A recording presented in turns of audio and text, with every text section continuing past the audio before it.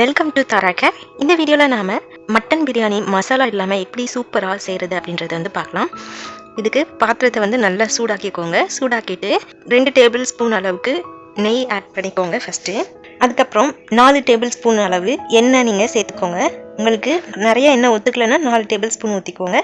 அப்படி இல்லைன்னா 6 table spoon எண்ணெய் ஊற்றிக்கோங்க. அதில் 2 பட்டை, 4 ஏலக்காய், 4 கிராம்பு, பிரியாணி இலை 4 கட் பண்ணி போட்டுக்கோங்க. இது வந்து 1 கிலோ பிரியாணிக்கு வந்து நான் இப்போ செஞ்சு காட்டுறேன். 1/2 கிலோ அளவுக்கு வெங்காயத்தை வந்து நல்லா கட் பண்ணி அதில் 1 ஸ்பூன் உப்பு போட்டு மூடி வச்சிருங்க.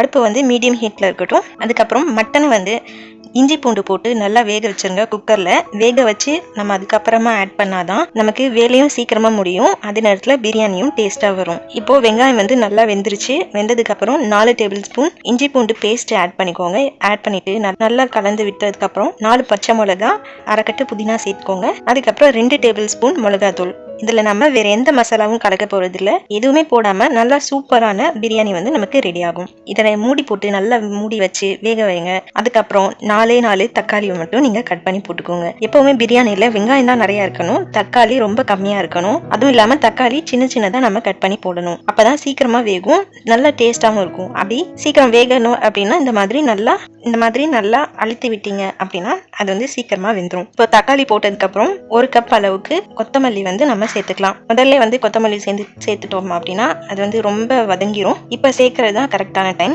இதை மூடி போட்டு மூடி வச்சிருங்க. தக்காளி நல்லா வெந்ததுக்கு அப்புறம் நம்ம 2 கப் தயிர் வந்து ஆட் பண்ணிக்கலாம். 2 கப் தயிர் ஆட் பண்ணதுமே நம்ம 1 கிலோ அரிசிக்கு வந்து நம்ம 1.25 லிட்டர் தண்ணி வந்து ஊற்றிக்கலாம். மொத்தமாகவே 1.25 லிட்டர் தண்ணி தான் இருக்கணும். அதுக்கு மேலே நான் போயிடுச்சுன்னா ரொம்ப குழஞ்சிரும், பிரியாணி வந்து அவ்வளோ டேஸ்ட்டாக வராது. ஸோ நமக்கு முத்தாக வந்து சாப்பாடு வந்து உதிரியாக வரணும் அப்படின்னா 1 கிலோ பிரியாணிக்கு 1.25 லிட்டர் தண்ணி ஆட் பண்ணிக்கோங்க. இப்போ நம்ம மூடி போட்டு நல்லா கொதிக்க விடலாம். கொதிக்க விட்டதுக்கு அப்புறமா வேக வச்சு எடுத்த மட்டனை வந்து இதில் ஆட் பண்ணிக்கலாம். மட்டனில் வந்த தண்ணியும் சேர்த்து இதில் ஆட் பண்ணிக்கோங்க. பண்ணி கொஞ்ச நேரம் மூடி வச்சு மூடுங்க. இன்னொரு கொதி வரட்டும். இன்னொரு கொதி வந்ததுக்கு அப்புறம் பார்த்தீங்கன்னா நம்ம பிரியாணி அரிசி 1 கிலோ அளவுக்கு ஊற போட்டு வச்சிருக்கோம். அது இதில் ஆட் பண்ணிக்கலாம். அரிசி வந்து பிரியாணி ரைஸ் எதுவாக இருந்தாலும் நல்லா இந்த மெத்தடில் செஞ்சீங்க அப்படின்னா எல்லாமே டேஸ்ட்டாக வரும்.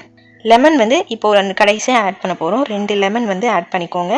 ஆட் பண்ணி மூடி வச்சிருங்க. இதுக்கப்புறம் நீங்கள் மேலே டாப்பிங்ஸ் வேணும்னா நீங்கள் வெங்காயத்தை வந்து வறுத்து வச்சுக்கோங்க. அதுக்கப்புறம் முந்திரி திராட்சையும் கொஞ்சம் வறுத்து வச்சு மேலே வந்து டாப்பிங் பண்ணி எடுத்தீங்க அப்படின்னா நமக்கு சுவையான சூப்பரான பிரியாணி வந்து ரெடி ஆயிரும். இதில் உப்பு உங்களுக்கு தேவையான அளவுக்கு நீங்கள் போட்டுக்கலாம்.